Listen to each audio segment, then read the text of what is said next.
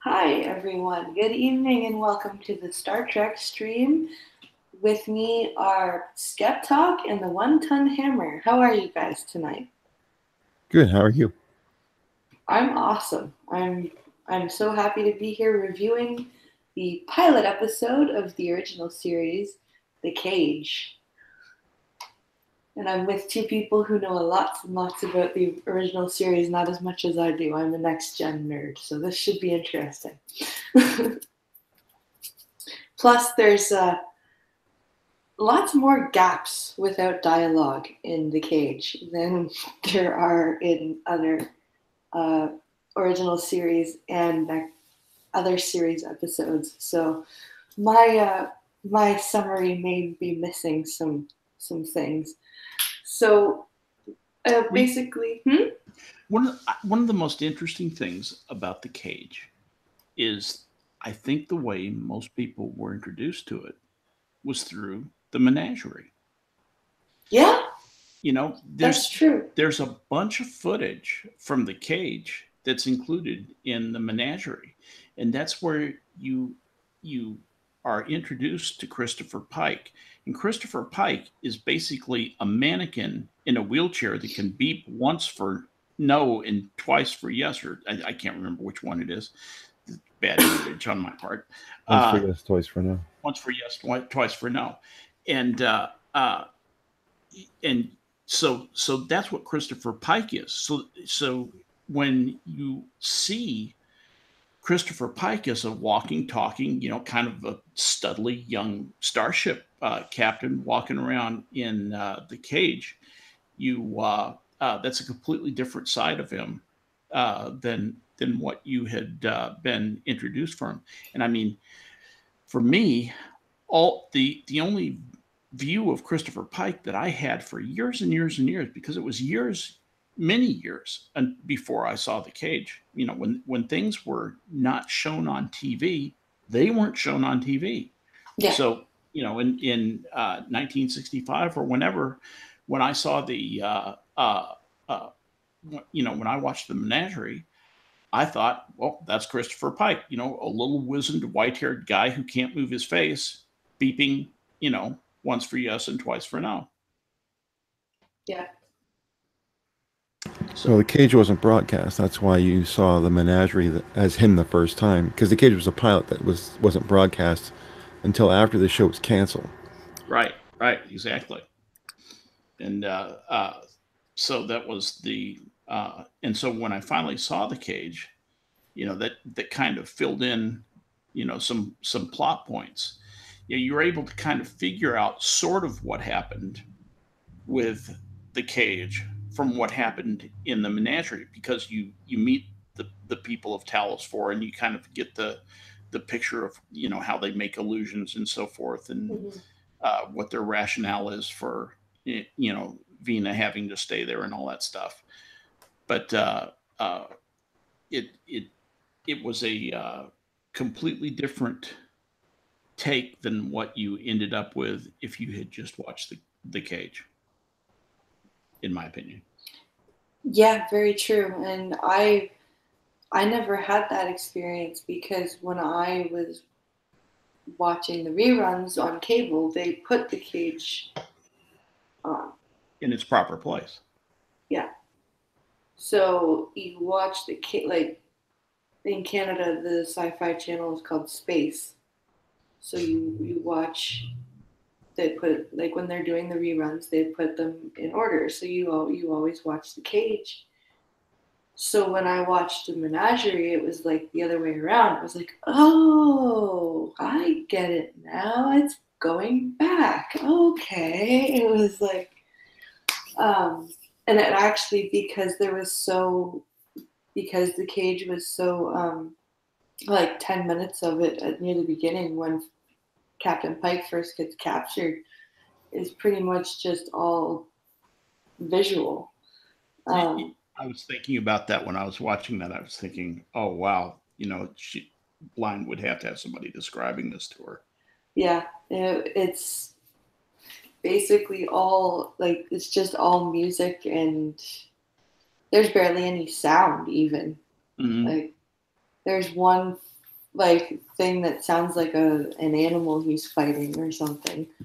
Yeah. And then, but that's it, right? And if you don't, and they don't have described video for Star Trek. So, especially they have some of the newer series described, but not the original series. Oh, I described video. I mean, I guess it's self-explanatory. I didn't even know that existed.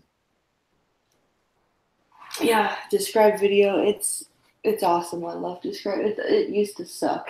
It's gotten way better now. It used to be. They used to have the description over the dialogue of whatever you were watching. So it's like, okay, now I have no idea about the plot of the thing I'm watching because you were talking over the dialogue. Yeah. But it's gotten much better now. You know, in watching The Cage, and I try to be really, I try to go easy on the writers as far as letting them get away with asking the reader to, or the viewer to suspend disbelief, right? Right. There was some stuff there. One of the things that bugged me, I'm just going to get it out there, is when Venus says they didn't know how to put me back together. Hold on a minute. Whoa, wait a minute. You guys have this amazing power where you can, cause these illusions. You basically have, this incredible power, yet you have a mostly intact person that you're trying to fix, and you can't figure out intuitively any better way to put her back together than that. That was hard for me to believe. Remember what she said when she said she was found in the crash? She was a lump of flesh, was her exact phrase. So if you take that literally, yeah. But the point is still appropriate, even though if you go by what she says, you can understand them making a mistake. I still don't believe it, because if you look at the aliens, they look pretty much humanoid except for their huge head. Right. So if they found her, all they have to do is look at their own bodies for an idea. Like her nose is all broken up and busted and terrible. Yeah. But the aliens' noses are straight, and it's still a nose. So why, So there's some things if her there. butt was messed up, they just had to look at the back of their heads. And even if they didn't know, like, wouldn't they have? Because aren't they telepathic? Wouldn't they have? She may not have been conscious. No, but I mean, like, when the Enterprise people showed up, wouldn't they have been able to be like, oh? Well, they did. They're beautiful at that point, but once she's fixed, I don't think they could unfix her to fix her properly. So, yeah, I probably should be more charitable. It was a good yarn, and it just when I watched it, it made me think. So I caught the same thing you caught. What I didn't like, and it's probably because I know so much about Vulcans, and I should give them some break because it is the pilot, but Spock, was so emotional in that episode. Yeah. Positively bubbly. Yeah. Well, at the end, when they beam up, or the two women beam up, but the captain stays behind. Or no, it's when the women beam down. Spock and the rest of the men stay on the transporter pad, and once the two women disappear, he jumps forward and he goes, "The women!" I was like, no, that's not how Spock would react. Yeah, right, exactly. Especially because in the very next episode, he's like all calm and like Uhura's even yelling at him like I know we're not supposed to review the next episode, but it's a quick comparison. Uhura yells at him because there's a reported death, and he's like, "Okay, acknowledge." acknowledge. He's yelling commands. Right. in the cage. He's like, photography on? Yeah. Like, what? That's not Spock. But I mean, like you said, these are, the cage and where no a man has gone before are both pilots. So Yeah. at that point, they're still tweaking characters. Yeah, they were figuring it out. They really were. So, um, so do you think the guy who played Pike could have been a better starship captain than Kirk? Um, that's a hard question because It you is a hard question. see, like, the way you see that character is he seems very just tired. You know what I mean? Like, just he seems done. Like, Mm-hmm. and you wonder, like, even you see it in his command decision before they beam down. Kirk would have gone to investigate right away. Like, even if they had sick and injured, he would have been like, yeah, Doc McCoy's got this. He can handle it for another few hours. Yeah. There's a distress call. We're going to go check out the distress call. But Pike chose to be like, nah, fuck it. We're going to just go on. There's a distress call, but you know what? We'll just assume that they didn't survive the crash, and we'll just go. Yeah. Unless we hear any differently, we're just gonna go. We're out of here. We have a distress call. Well, what did they say? Did they use proper format? Did they say pretty please? They didn't. Well, screw it. We're out of here. And then you see it again when Spock says there's a secondary call that says there's survivors. You see him almost going like, oh, fuck. Like, there's this pause. Like, when he's in his cabin with Hoyce and he's drinking his martini and they get the call, and he's just like, oh, damn it. I just wanted to go to Vega Colony. Fuck. Now I have to do something. It's interesting to actually have been a member of ship's company in a command situation, to have been a member of wardroom, to know what commanding officer and executive officer, department heads, and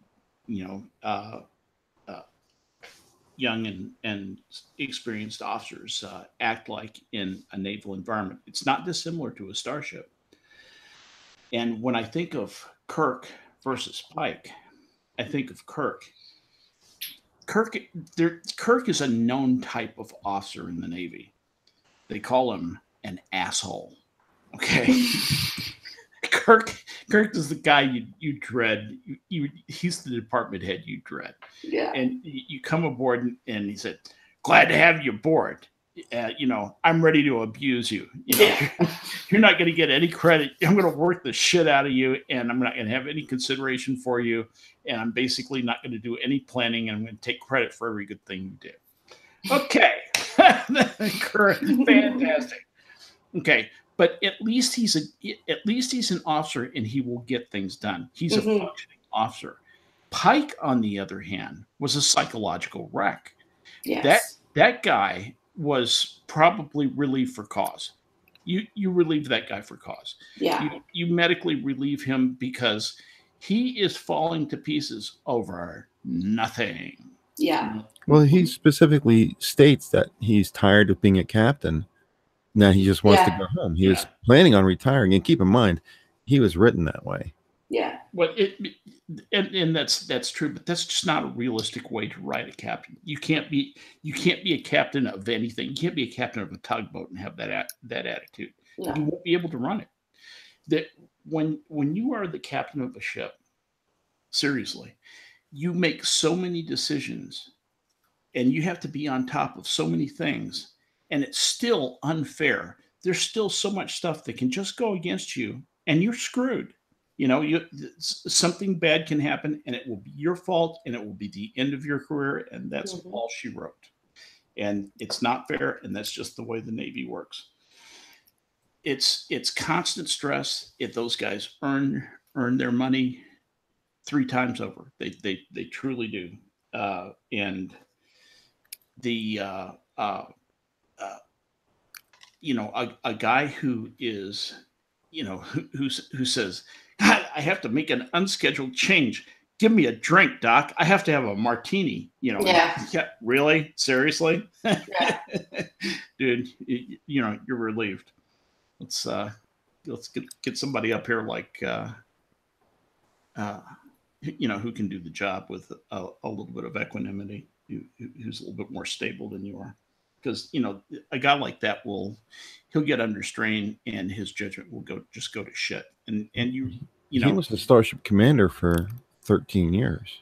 What and that guy's in peacetime. He's not under attack. He's just cruising through space, and he's going to pieces over a destination change. Right? We're catching him at the end of his career, though. You have to understand this guy's already done 13 years in space, and he's written to be done at this point.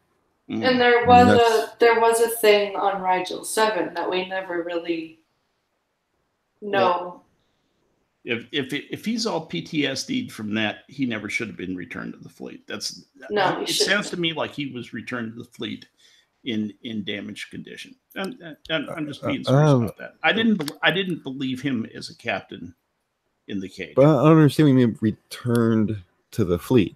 He spent 13 years consecutive as captain of the Enterprise. Well, whatever happened in Rigel 7 that destroyed him, or whatever turned him into this shape, he must have been an effective commander at some point in order to be promoted.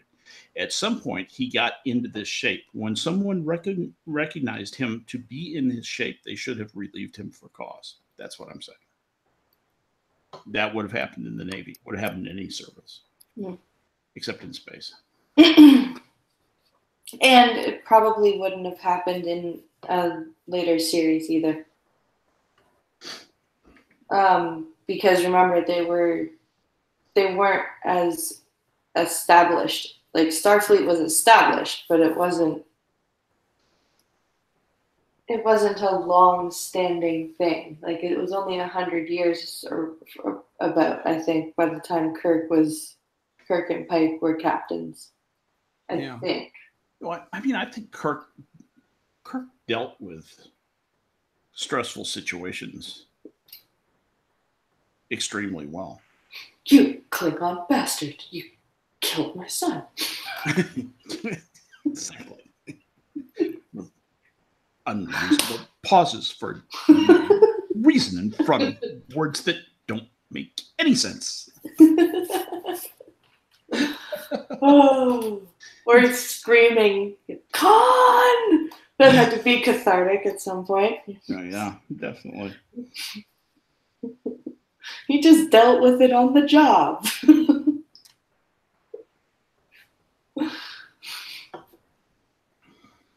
Hammer, what did you like about the cage?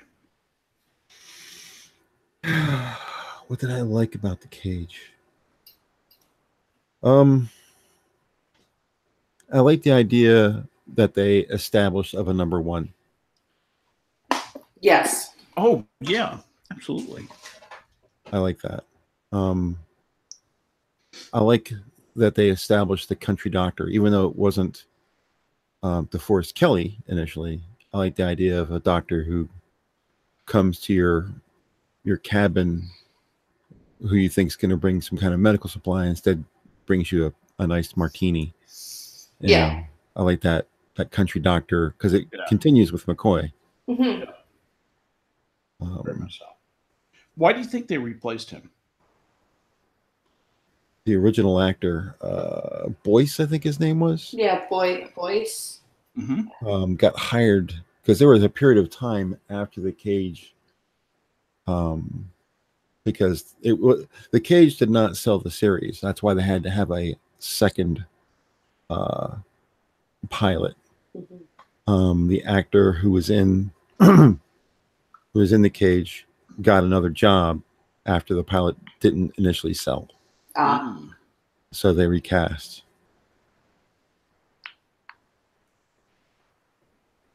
There's a lot of weird things like that. If you look at the first season, Yeah. the credits are Shatner and Nimoy. No DeForest Kelly in the credits. Interesting. So there are weird things like that that go on as far as casting and stuff like that. People move on and get picked up and get recast, and you know, so just like Spock not being the Spock we know in the first two pilots, things change as you go along and they settle in. So I think those are the two things. I like, I'm glad that in TNG they picked up the #1 spot again. Yeah. I think that's something that was a missed opportunity for TOS. So yeah, those are the two things that stand out for me as things that I liked about the Cage. So concepts. I think the only thing that I found to be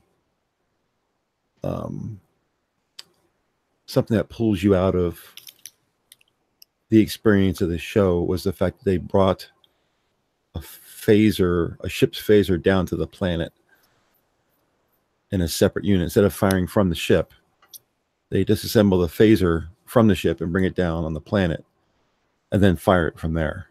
Yep. That was weird.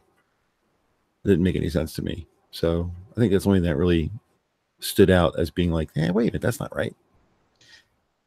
I agree. That seemed very clunky to me. It seemed like they were kind of in the middle of an idea, and it was time to roll out the show. And so they wrote it up the best they could.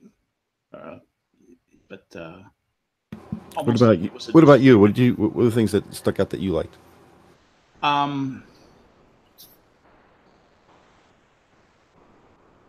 I actually liked #1. Like the number, like her, like her. Yeah. I wanted her to say more stuff. I wanted her to have a bigger role, and I thought that could have been very interesting. I still think that they missed a big time opportunity right there. And everybody, says, well, they did such great things with Nichelle Nichols. I don't think so. To me, Nichelle Nichols was not much more than an ornament, truly. Yeah. She had some decent size parts here and there, but she was never one of the Musketeers. She was always a D'Artagnan, and Major Barrett could have been one of the boys. I think could have been really one of the lead players that could have gone from the get go. Yeah, for sure. She has an interesting face, a very expressive face. She has eyebrows that can just tell tales. I mean, just she can cock an eyebrow and tell you stuff with it. And her voice is expressive, has a certain range to it that she can convey a lot of emotion and dryness, and I just think she had some potential. I think they wasted it. So she was wasted as Nurse Chapel. Truly. I agree. So that was so I liked her. I did not like, what was his name, Cunningham, the blonde guy who was the prototype for Sulu. The guy sitting in the right-hand side in front of Kirk. I thought he was a goober, just a dweeb, who may have had some acting classes in high school, and just he didn't even bother to chew the scenery. He was just bad. Was he the guy when they got down on the planet and they were talking to the so-called survivors? He's like, and we can get back really fast too. They've broken the time barrier. Oh my god! That's it. That's the guy. That's the guy. I wanted to hurt him. Just be like, shut up, kid. Right. Go away. SPFU. So that was one of the things that I actually didn't care for. I thought, man, I can't believe that they couldn't have actually found an actor. There's so many out of work actors, people who can actually act, and they couldn't find one though, so they got him. Wonder whose brother-in-law he was. Anyway, other things that I did not like. Another thing I did not like was the doctor. I did not like the doctor. He was too old. Mm-hmm. You would think I like old people. Wrong. I don't like old people. They remind me of me. I wanted a younger doctor like Bones. Bones is one of my favorite characters, so I liked it. I think that was a big improvement. It even says in my notes when I was making notes, not McCoy, some rando doctor. Yeah, yes, exactly. You know, he looked like Marcus Welby, roughly. You know, got the white hair going on, and the, you know, I'm an old white man with lots of credibility. You can believe me, you know, Mm-hmm. and he's selling vitamins on TV, kind of guy. He was that guy, and so I didn't like him. I didn't trust him, and that probably wasn't fair to him, because he, you know, compared to Cunningham, he was a magnificent actor. But he, you know, I didn't like him in that part. And part of that was probably I was comparing him to Bones, and that was really unfair because Bones is one of my favorite characters. Let's see. The things that one of the things that I noticed that was kind of fun was the transporter was just an on-off thing. Mm-hmm.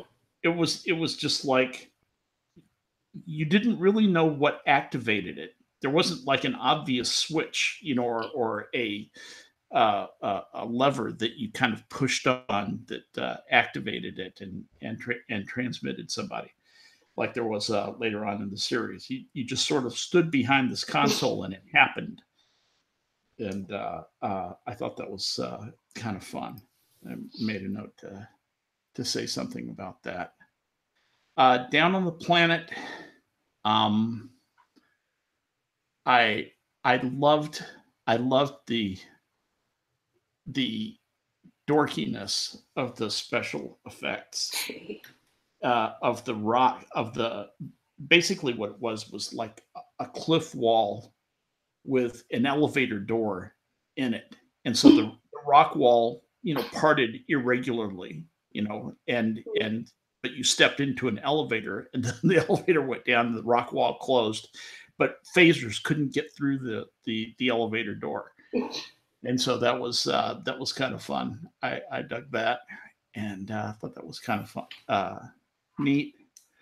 Um, and I liked the little vignettes that, you know, of you know, like when they would the little scene where they rode the horses. She and Pike rode the horse out in his proposed retirement community, where the place where he wanted to get to, where he was going to be able to relax and, you know, I guess recover from his PTSD or whatever it was. Mm-hmm. That was I actually thought that was extremely well done. Yeah, I liked it. Was almost like a learning curve that Pike went through. Yes. It was like where he realized he's not, like, he can't just run away from Starfleet. Like, he's not done. There was a little bit of a character arc in that. I didn't think about that at the time, but you're right. It's a detectable character development in that. Because when he had the chance to just give up, Yep. he's like, no, I can't do that. Yeah, and he's more resolute after that too. Yeah. He seems to have a little bit more direction. He stops having that confused, you know, I don't know, you know, kind of note in his voice. Yeah. So I like that. How about you, Hammer? I think Hammer's. Oh, Sorry. there's Hammer. It's okay. I missed that last little bit. What was the subject? Oh, we were just going back on talking about the little character arc that Pike went through when he was imprisoned, and when he had the chance to just pretend that he was in this nice place that they had made for him. Oh, when he was back home Yeah, with when he the was horse. with the horse, yeah. And What's the name of the horse? I can't remember the name actually. It was like Pepper or something like that. See if I can look that up on Google. But yeah, when it's like he goes through this realization that he can't just pretend everything away, and he can't just give up, and he has to keep fighting. And then he realizes that the only way to keep them out of his mind is with anger and hate. And he has to concentrate on that and not give up. Tango. Oh. Tango. Tango was the horse. Yeah, I think when he saw, when she turned to him and said, "They own me," I think that's when it registered with him that, oh, that's not going to happen to me. Yeah. Yes. But yeah, kind of a wake up call, I guess. Kind of a wake up call that, it's like he almost needed it, like the prospect of being enslaved was what kind of snapped him out of his I need a martini because we're changing destinations. And it took him longer to come to it than number one came to it, because at the end she puts her phaser on overload and says you can't have people as slaves. Yeah. She picked up on that idea really quick. Yeah. What was Captain Pike's other horse's name? Mary Lou, I think. Very good, Mary Lou.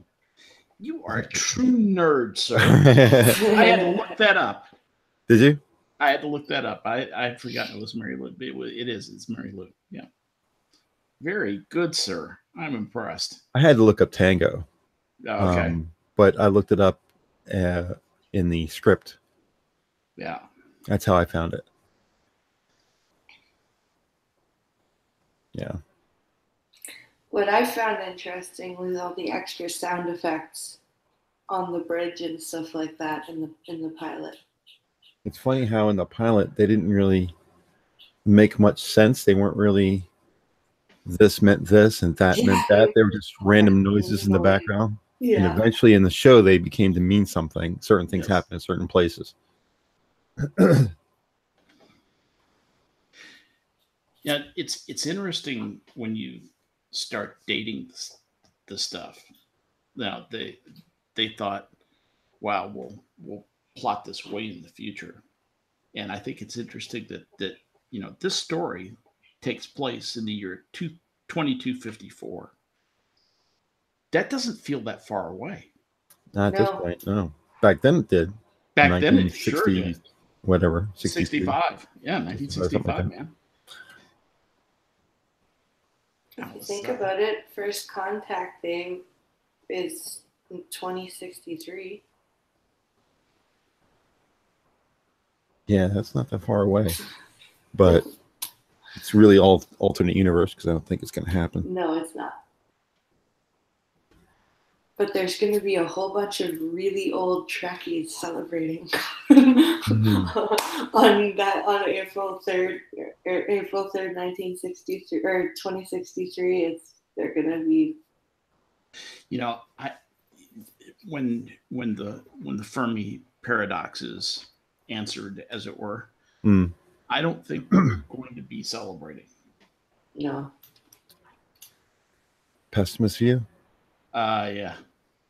I could say that back then they at least saw how the progression was going to work, because they talk about if man didn't go to the moon and then onto Mars and then, spend the rest of the galaxy. It's all, you look at it now and that's the way it has to be. Oh, yeah. You know, we we've have got to good get moon. harder to kill. Mars will be our next target, even though it's not very workable. Yeah, Mars is just such, you know, Kind of getting off the subject a little bit, but Mars is really not it's a good idea. place to go. Yeah.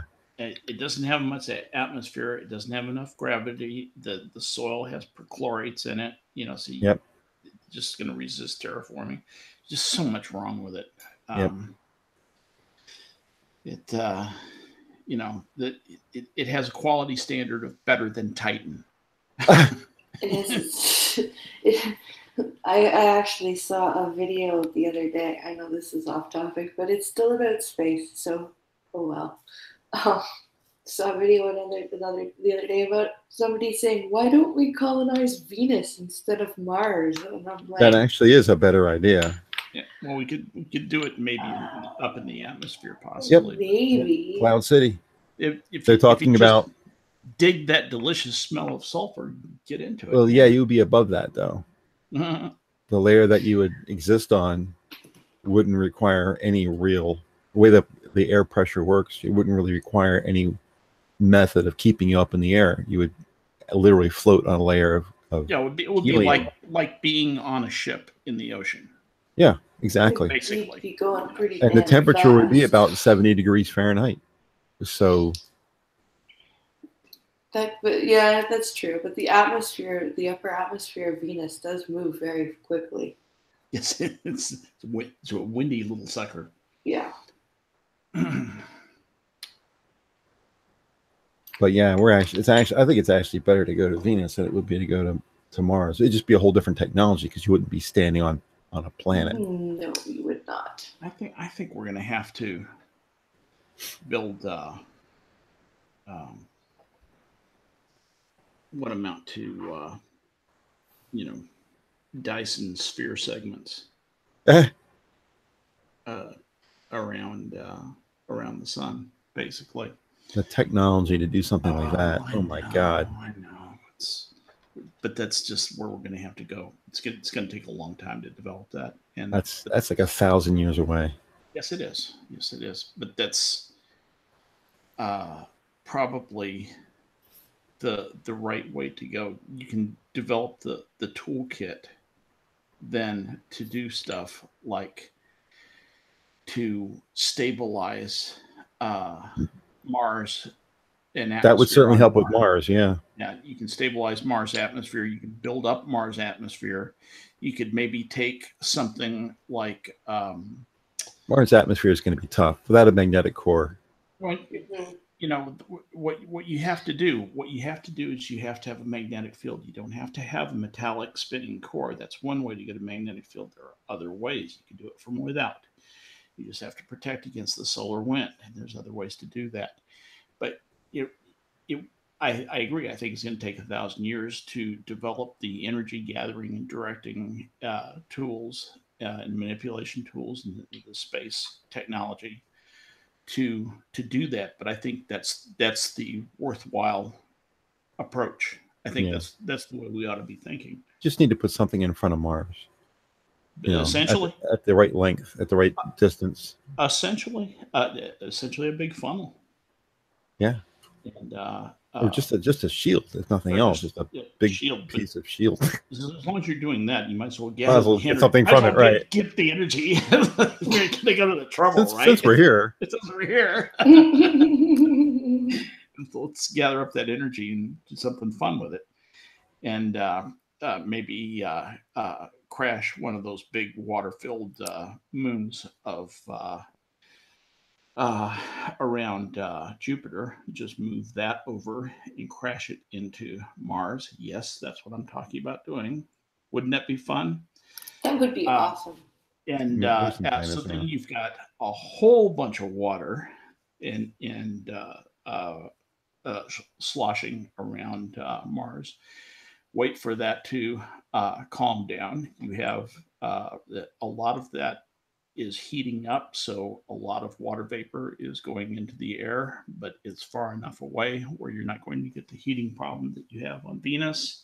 Stabilize that stuff and you hopefully can control it within the parameters you're going to have the tools to control it within livable parameters, and you can make another Earth, a better Earth even.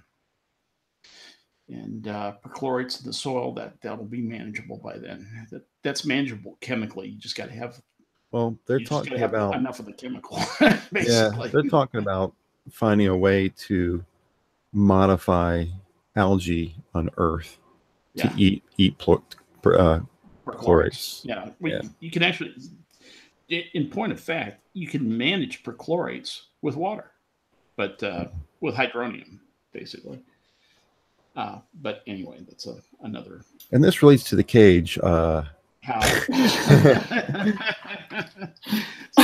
Yeah. But anyway, 2253. I don't think we're going to be where the Federation was in 2253. We got a few things right. We got flip phones as communicators and biobeds, and we got some of the technology, but absolutely, it's the space travel stuff. How can you, from 1965, predict with any accuracy what the future is going to be? Yeah, that's the truth. Star Trek should be in the 3000s years, not 2000s. At least. And I was followed today by a very interesting guy on Twitter. He's a quantum physicist at MIT, and his thesis for his PhD was how to keep a wormhole open long enough to get a photon of light through it. And this is an amazingly technical. I mean, I've had more math and physics than probably a lot of people have, and I'll tell you right now, it's just way beyond my ability to even begin to comprehend the math that's in that. But I understood most of the physics of it, and it's absolutely an awesome idea because you really are talking about curving space in a predictable way. You could have roots. Technically, anything with parts of space. Yeah, technically anything with gravity curves space time. So right, exactly. But what the interesting thing is curving it in a predictable way. Anyway, getting kind of far afield, but and that relates to the cage. It was kind of cool to get followed today by a guy who's doing his research in this area on a night when I'm going to be talking about Star Trek and space travel and Star Trek spaceships that go warp speed and regularly violate the speed of light problem and all that kind of stuff. I always had a question about the speed of light. If you have something like ion drive, doesn't the ion drive just kind of, because ion drive just increases your speed by a little bit. Yeah. So if you're close to the speed of light and you have ion drive, right, ion drive is going to increase you just a little bit. Yeah. And then it's going to increase you just a little bit. Yeah. And of course, your mass is increasing faster than your speed is. So your need for energy is increasing faster. The computations say that. Right. They say that's true. But I can imagine being in a ship that is, a tenth the size of the Enterprise. Right. And you're just in this ship and you're just traveling out in space and you have ion drive and you're just traveling. Right. No. I'm just traveling out here in space. No. And my ion drive just pushing me. It's just pushing me. It's just pushing me. It's pushing me. Where is this mass coming from? Because if I'm at 100 miles an hour and my ion drive pushes me to 105 miles an hour, I look around at the ship and the ship looks exactly the same as it did back when it's 100 miles an hour.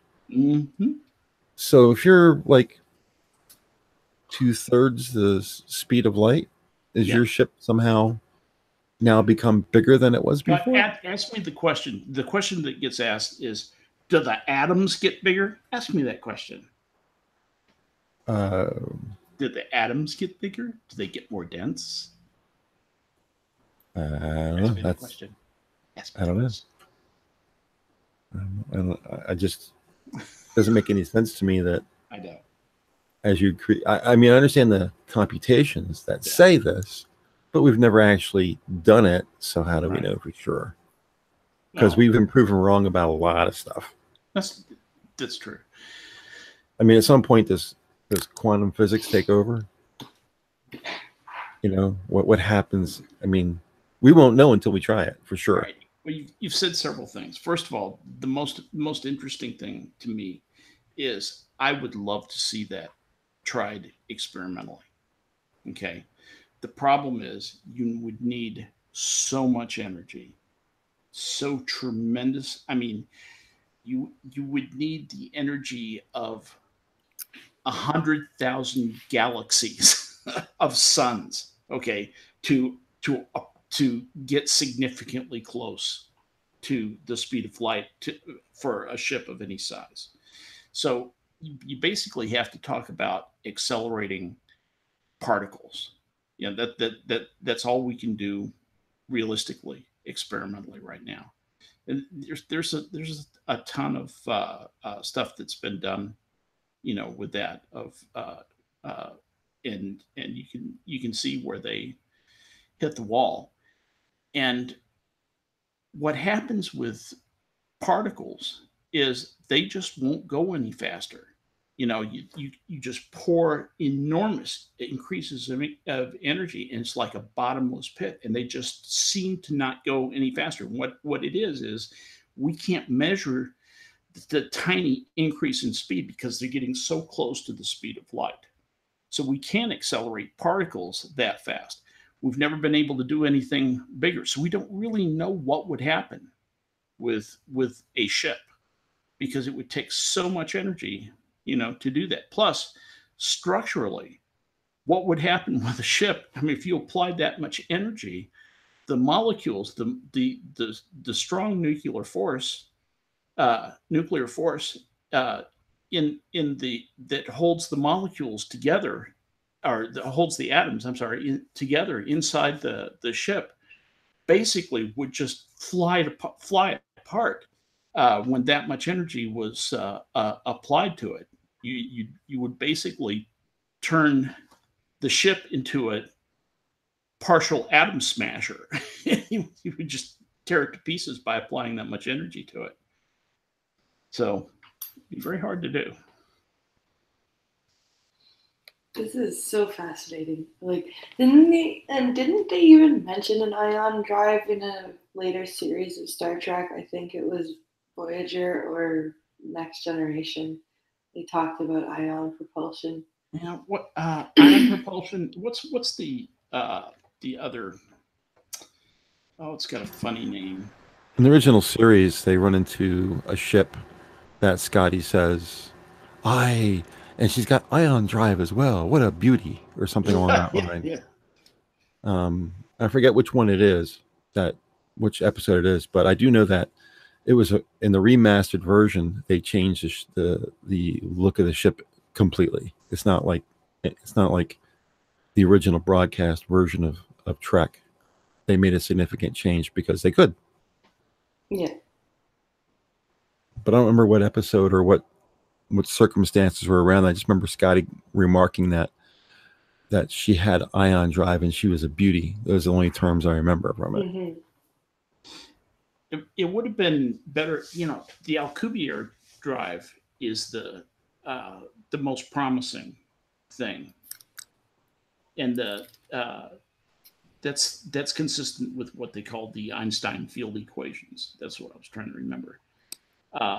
They say it may not be physically meaningful because it may not be possible to construct it, but the mechanism of it is that it implies a negative energy density and therefore requires what they call exotic matter. And if exotic matter with the correct properties cannot exist, then the drive could not be constructed. However, Alcubierre argued that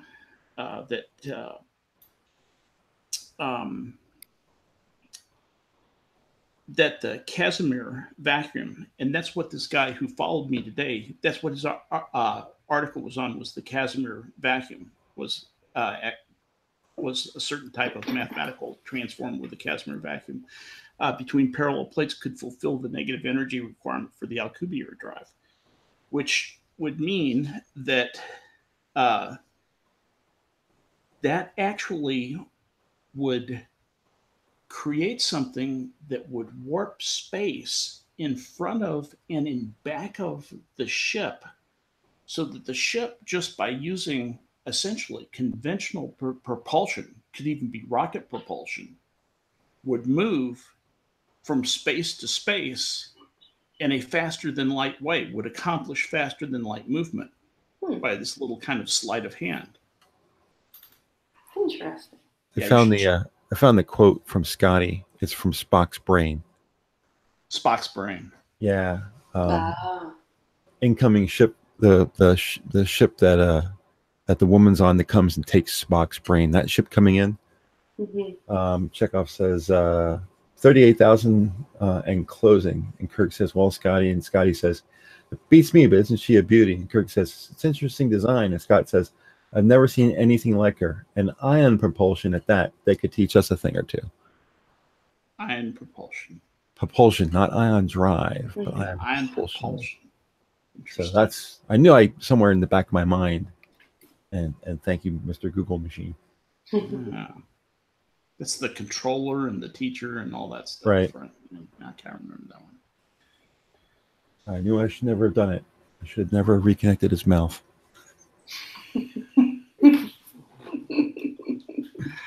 And that relates to the cage. Yeah, exactly. So here we are talking about the cage. Oh, well, it's almost 11. So I think maybe we'll start wrapping up. We'll go till 11. Okay. Yeah, I don't want to miss game night, right? Yes, this is true. Don't want to miss game night.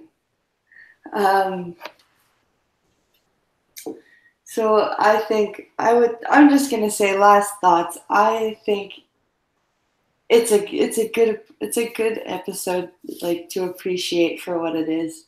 It's and especially when you watch the menagerie too, it's great, like a great link. It's got, to me, one of the funniest lines, especially for how everyone always says how progressive Star Trek is, and one of the best reactions that you don't have to see to frickin' see, which is when Pike yells at the yeoman for coming on the bridge when he's on the bridge, and number one goes, "She is replacing your yeoman, sir," and he says, "Yes, I know, she does a good job. I just can't get used to a woman on the bridge." And number one is just, what? And you don't have to see to know that she is not happy with him. Like, she doesn't say a word, but you know, like, you can hear the stare. Yeah. Well, Pike says to her, "You're different." Yes, he does. I think that's more of an insult than the previous one. It is. Wait a minute. What do you mean I'm different? Well, Laurel Goodwin didn't ever really act after that. That was her only real part. The girl who played the yeoman. But she was quite the cutie. Her advantage was strength and youth. And very strong female drives. Yeah.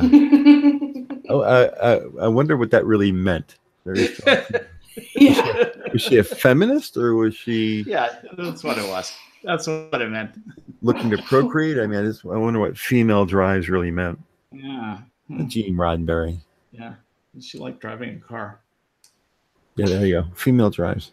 Yes. Female drives. All right. Yes. Last words, Hammer? I don't really have any last words. It was a great episode. It's a shame that it never got. It should have been the first one broadcast, and the second pilot should have been the second one broadcast instead of Charlie X and the Man Trap and all those others. Yes. So that was disappointing. But if you want to watch them, make sure you watch The Cage first. Yeah. then where No Man's Gone Before second. Yes. And then go ahead and watch the rest of the episodes in order after that. For my part, I'm going to agree with Hammer strongly on that. Listen, The Cage was revolutionary because that show was revolutionary, and The Cage was the first iteration of that show. That show changed all of our lives. Yeah. That show opened our minds up, our imaginations. It opened our hearts to, space travel. It was so timely. It was at the time, at that point, that was during the Gemini space program. It was getting toward the end of the Gemini space program and the beginning of the Apollo program. The Apollo 1, the one that burned up and killed Gus Grissom, Roger Chaffee, and Ed White, it happened in 1967. So this was right when the meat part of the Gemini program was doing some really impressive stuff in space, showing that docking could happen, that these guys could rendezvous, that they could maneuver in space, that they could do all the things that Apollo was going to have to do to put men on the moon. So for this show to come out and be as just straightforward, outlandishly futuristic about space travel and be matter of fact about having weapons that vaporized people, about having aliens, who had all sorts of differences from people it was absolutely groundbreaking. It was brave. It was actually everything that TV is not now. And my hat is off to Gene Roddenberry and all those guys. They weren't perfect people. They didn't do a perfect job. I agree with Hammer. It should have been the first episode broadcast, and then watch the others in order afterwards. It would have made the menagerie a lot more understandable for my part. But I loved it, and this is a great stream. Thank you for having me on, Blind Press. And it's great being here with Hammer. I always love hanging with Hammer and talk about Star Trek. Well, thanks for coming on, both of you. And real quick, I just want to take care of some housekeeping. From Friday, I didn't get the notifications in time before the stream went offline. So thank you to Churchy McBiscuit and Ghost Dog 999 for each donating $5 via Streamlabs. That was very, very awesome of you. Thank you so very much. And thank you guys again for coming and watching. Thank you, Hammer and Skep, for being with me to discuss this. And I hope that I can catch you guys on Monday at 10 Eastern for the coffee stream. That'll be the 4th episode. And thanks again, everyone, for coming out. And have a great rest of the weekend. We'll see you later. Thanks a million. Good night, everybody. Good night, everybody.